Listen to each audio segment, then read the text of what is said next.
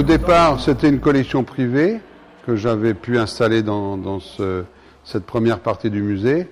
Et en fait, à la demande de visiteurs, je devais très souvent le week-end sortir une voiture, ouvrir le garage, puisque c'était un garage, et donc montrer les voitures. Et disons qu'à un moment, ça devient, même si on veut faire plaisir et qu'on est gentil, ça devient astreignant. Et donc, je me suis dit que pour gérer ces demandes, il était bien que je fasse et je me lance dans l'idée de créer un vrai musée avec une organisation. Il y a à peu près 400 véhicules. Ouais, ouais. Et vous-même, y a-t-il des véhicules auxquels vous tenez particulièrement ou qui ont compté dans votre vie? Oui, bon, donc il y a la première voiture que je vous ai montrée tout à l'heure, la NN Renault, que j'ai achetée à l'âge de 18 ans. Alors celle-ci, bon, elle m'a marqué parce qu'en fait j'étais avec mon père, je vivais à Nancy et on a été acheter la voiture d'un artisan en retraite et j'ai pu utiliser cette voiture pendant 1 ou 2 ans pour aller au lycée. C'est sûr que j'avais beaucoup de succès, vous en doutez. Hein, et c'était mon initiation à l'automobile. Alors nous sommes ici à l'entrée du musée de l'automobile de l'Oléac, qui commence par une partie de voitures qu'on appelle les ancêtres. Et par exemple, il y a cette fameuse Ford T qui date de 1914 avec un moteur 4 cylindres de 2890 cm3 et qui développait 14 chevaux. Et maintenant, je vous invite à poursuivre la visite. Nous voici dans la deuxième partie du musée où est notamment exposée une belle collection d'Alpine Renault avec bien sûr la fameuse berlinette, ici un modèle 1600S de 1971. On remarquera aussi toute la gamme des A108 au fond et puis la toute première Alpine qui est dans le coin là-bas, la petite, une A106. Derrière moi, plusieurs prototypes des 24 heures du Mans.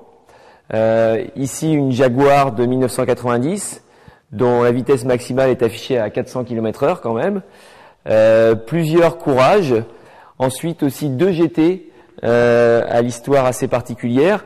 Cette Bugatti EB110S de 1994 qui a été construite et engagée à l'initiative de Michel Hommel, le créateur du musée de l'automobile, ici à l'Oléac. Et puis aussi, 1 an plus tard, en 1995, cette Aston Martin DB7, équipée d'un 8 cylindres, développant 600 chevaux. Alors nous voici au milieu des fameuses groupes B de rallye. Elles sont toutes là. Derrière moi, la Ford RS200. Juste à côté d'elle, la très impressionnante Metro 6R4. En l'occurrence ici, la voiture de Didier Auriol qui était engagée en championnat de France des rallyes. Ensuite, on a une Renault 5 Maxi Turbo, assez impressionnante à conduire sans doute puisqu'elle n'était dotée que de 2 roues motrices. Et puis juste là, la principale rivale à l'époque de la Peugeot 205 Turbo 16, la Lancia S4. Alors voici maintenant la Lancia 037 qui a été championne du monde des rallyes en 1984. Juste ici, une voiture un peu moins connue, la Nissan 240 RS, qui s'illustrait notamment sur la terre. Et voici sans doute le clou du spectacle de cette salle consacrée au groupe B, avec l'Audi S1, l'une des grandes rivales aussi de la Peugeot 205 Turbo 16, et qui est affichée, elle, à 500 chevaux. Cette voiture-là, elle a été très importante dans l'histoire de Peugeot en sport automobile de l'époque moderne.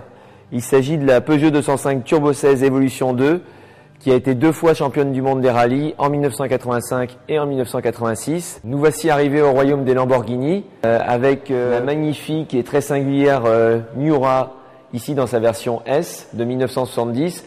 On peut aussi s'attarder sur le modèle gris qui est au fond, qui est la première Lamborghini construite. Il s'agit du 350 GT, un beau coupé, pour arriver jusqu'à cette non moins fameuse Countach, ici une version LP 400S de 1982. Il y en a vraiment pour tous les goûts dans ce musée. La preuve dans cette salle, avec des véhicules utilitaires, des Citroën, des Renault, et puis des voitures de route des années 30, notamment la fameuse Citroën Traction ici au premier plan, et puis aussi quelques beaux spécimens de Talbot des années 30, par exemple là, ici une T15 de 1939, et puis un petit peu plus au fond là-bas, on a aussi tout un tas de voitures de prestige américaines, notamment des Cadillac, des DeSoto, des Packard, dont certaines ont appartenu à des personnalités du showbiz ou de la politique. Alors les amateurs de belles italiennes sont gâtés à l'OEHAC. Par exemple, cette 288 GTO, une groupe B elle aussi, qui répondait à la réglementation groupe B de 1985. Cette magnifique 250 GT à châssis court, vraiment un modèle exceptionnel dans l'histoire de la marque. Sans conteste, l'une des plus belles voitures françaises des années 70, la Peugeot 504 Cabriolet, qui est au milieu de plein d'autres cabriolets Peugeot. On distingue ici une 204 Cabriolet, ensuite une 404, il y a toute la famille, hein, la 403, la 203, et puis au fond, là-bas, l'ancêtre des CC d'aujourd'hui, 207, 307, 308, etc., avec la 402 Eclipse et son toit rigide et rétractable, déjà à l'époque, en 1936. Alors nous sommes dans une partie du musée qui est un passage obligé. Nous sommes à l'OEHAC, la cité du rallycross, qui a vu naître le rallycross grâce à Michel Hommel, avec plusieurs modèles qui sont représentés ici, notamment cette Citroën Xantia de 1994, pilotée par l'un des meilleurs représentants de la discipline en France, Jean-Luc Paillet. Un modèle un peu plus ancien, une Citroën BX de 1990. Et puis on peut remonter un peu plus loin dans le temps avec cette Alpine A310 ici, pilotée par Jean-Pierre Beltoise en 1979. Encore une salle très riche avec vraiment une pléiade de marques ici représentées. Nous avons des Porsche, des Mercedes, des Lancia, des Alfa Romeo, même des Saab et une Venturi. Mais surtout aussi toute une belle brochette de Maserati, notamment cette 5000 qui, sous une robe très classique, abrite un véritable moteur de course. Peut-être aussi que vous aurez reconnu cette Citroën SM.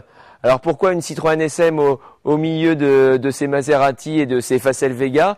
Tout simplement parce qu'elle était équipée d'un moteur Maserati, puisqu'à l'époque la marque italienne appartenait au constructeur français. Et puis plusieurs modèles de la marque Facel Vega, une marque française prestigieuse des années 60, notamment motorisée par des moteurs américains, Chrysler, comme cette Vega F2 de 1961, un très beau coupé, et puis cette fameuse Excellence de 1961, une berline incroyable qui représentait le prestige de la France à cette époque-là. Difficile d'être exhaustif quand on visite un tel musée. Par contre, on retiendra que c'est un musée de passionnés. Passionnés, les gens qui l'entretiennent, qui s'occupent des voitures le sont. Et puis son créateur, bien sûr, l'est également. Michel Hommel, en effet, a même créé à une époque une marque de voitures de sport. Il s'agit de la berlinette échappement présentée au Mondial de l'automobile de 1992. Il faut savoir que cette voiture avait été conçue en collaboration avec les lecteurs du magazine Échappement, qui avaient voulu une voiture de sport radicale. Donc on retrouve un maximum d'éléments de série sur cette voiture, à la fois pour réduire son coût de revient, et puis aussi pour en faciliter l'entretien. Et cette berlinette est entourée de ses sœurs qui l'ont succédée.